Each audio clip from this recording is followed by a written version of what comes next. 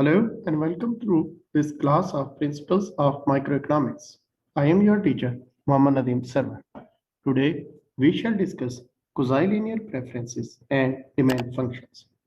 Students, tastes or choices can be defined as quasi-linear in good X whenever the indifference map has the property that the marginal rate of substitution at a particular bundle depends only on how much of that bundle contains X and thus not on how much it contains good Y.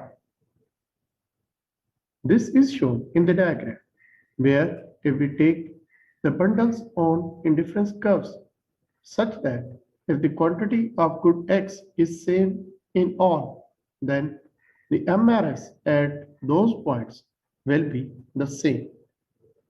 That is, the MRS at lower indifference curve at this point, at higher indifference curve at this point, and at the highest indifference curve at this point will be the same. Similarly, if we take this quantity of X, then the MRS along all these 3 points will be the same, and so on. Therefore, we can say that the quasi-linear tastes are the tastes for which the goods that are valued at the margin the same regardless of how much the other good we are consuming. The utility function that represents such tastes is where the MRS is, and it shows that the MRS depends upon the quantity of good X only. The examples of such utility functions can be all these utility functions are linear in Y but non-linear in good X. Students, quasi-linear utility functions are used to model such goods on which expenditures are relatively small fraction of the income. That is, these goods that we tend to consume the same quantity of even if we get a big rise in the income. The indifference curves are vertical translates of one another. Now, let's study the optimization in case of quasi-linear tastes. We maximize the general quasi-linear utility function with respect to the budget constraint.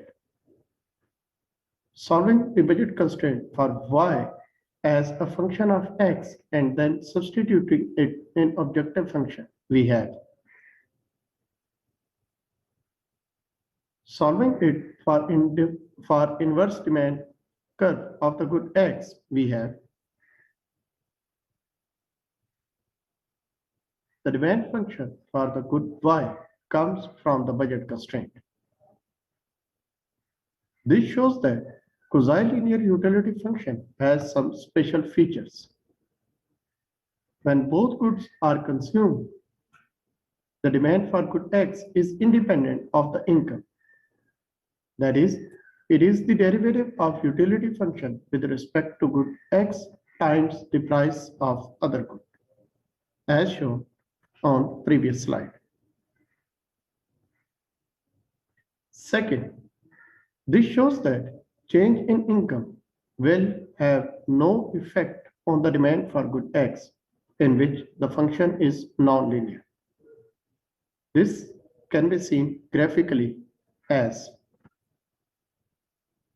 and the angle curve, which shows the relationship between income and optimal demand for the good, looks like this.